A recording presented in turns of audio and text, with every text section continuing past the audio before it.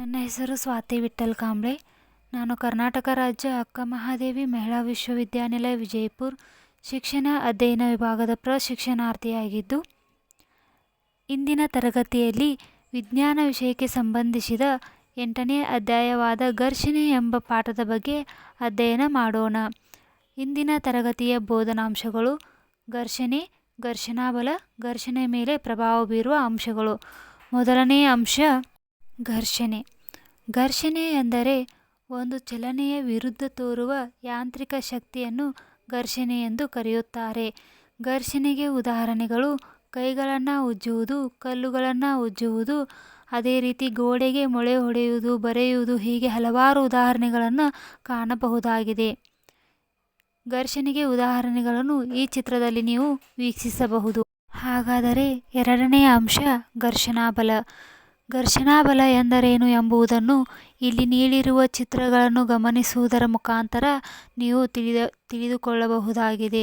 ಘರ್ಷಣಾಬಲ ಎಂದರೆ ಒಂದು ವಸ್ತುವಿನ ಮೇಲ್ಮೈ ಮತ್ತೊಂದು ವಸ್ತುವಿನ ಮೇಲ್ಮೈಯೊಂದಿಗೆ ಸಂಪರ್ಕಕ್ಕೆ ಬಂದಾಗ ಪ್ರತಿರೋಧಿಸುವ ಶಕ್ತಿಯನ್ನು ನಾವು ಘರ್ಷಣಾಬಲ ಎಂದು ಕರೆಯುತ್ತೇವೆ. ಅದೇ ರೀತಿ ಘರ್ಷಣಾಬಲಕ್ಕೆ ಸಂಬಂಧಿಸಿದ 2 ಪ್ರಮುಖ ಅಂಶಗಳೆಂದರೆ, ಮೊದಲನೆಯದು ಎಡಭಾಗದಿಂದ ಬಲಭಾಗಕ್ಕೆ ಬಲವನ್ನು ಪ್ರಯೋಗಿಸಿದರೆ ಘರ್ಷಣಾಬಲವು ಬಲಗಡೆಯಿಂದ ಎಡಕ್ಕೆ ವರ್ತಿಸುತ್ತದೆ. ಅದೇ ರೀತಿ ಎರಡನೆಯ ಅಂಶ ಬಲಭಾಗದಿಂದ ಬಲವನ್ನು ಎಡಕ್ಕೆ ಪ್ರಯೋಗಿಸಿದರೆ ಘರ್ಷಣಾಬಲವು ಎಡದಿಂದ ಬಲಕ್ಕೆ ವರ್ತಿಸುತ್ತದೆ. ಈ 2 ಅಂಶಗಳು ಘರ್ಷಣಾಬಲಕ್ಕೆ ಸಂಬಂಧಿಸಿದ ಪ್ರಮುಖ ಅಂಶಗಳಾಗಿವೆ. ಅದೇ ರೀತಿ ಘರ್ಷಣಾಬಲವನ್ನು ಅಳೆಯುವ ಸಾಧನ ಯಾವುದೆಂದರೆ ಸ್ಪ್ರಿಂಗ್ ಬ್ಯಾಲೆನ್ಸ್. ಅದು ಈ ರೀತಿಯಾಗಿ ಇರುತ್ತದೆ. ಅದೇ ರೀತಿ ಮೂರನೆಯ ಅಂಶ ಘರ್ಷಣೆಯ ಮೇಲೆ ಪ್ರಭಾವ ಬೀರುವ ಅಂಶಗಳು. ಘರ್ಷಣೆಯ ಮೇಲೆ ಪ್ರಭಾವ ಬೀರುವ ಅಂಶಗಳಲ್ಲಿ ಮೊದಲನೆಯದು ಘರ್ಷಣೆಯು ಕಾಯದ ಮೇಲ್ಮೈ ಸ್ವರೂಪವನ್ನು ಅವಲಂಬಿಸುತ್ತದೆ. ಇದರ ಅರ್ಥವನ್ನು ಇಲ್ಲಿ ನೀಡಿರುವ ಚಿತ್ರಗಳನ್ನು ನೋಡುವುದರ ಮುಖಾಂತರ ತಿಳಿದುಕೊಳ್ಳಬಹುದಾಗಿದೆ.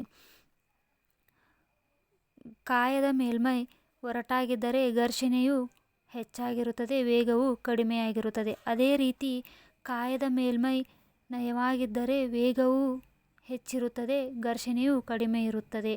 ಹೀಗಾಗಿ ಘರ್ಷಣೆಯು ಕಾಯದ ಮೇಲ್ಮೈ ಸ್ವರೂಪವನ್ನು ಅವಲಂಬಿಸುತ್ತದೆ ಎಂದು ಹೇಳಬಹುದಾಗಿದೆ. ಅದೇ ರೀತಿ ಘರ್ಷಣೆಯ ಮೇಲೆ ಪ್ರಭಾವ ಬೀರುವ ಅಂಶಗಳಲ್ಲಿ ಎರಡನೆಯದು ಘರ್ಷಣೆಯು ತೂಕವನ್ನು ಅವಲಂಬಿಸುತ್ತದೆ. ವಸ್ತುವಿನ ತೂಕ ಹೆಚ್ಚಾಗಿದ್ದಲ್ಲಿ ಘರ್ಷಣೆಯು ಹೆಚ್ಚಿರುತ್ತದೆ. ಅದೇ ರೀತಿ ವಸ್ತುವಿನ ತೂಕ ಕಡಿಮೆ ಇದ್ದಲ್ಲಿ ಘರ್ಷಣೆಯು ಕಡಿಮೆ ಇರುತ್ತದೆ.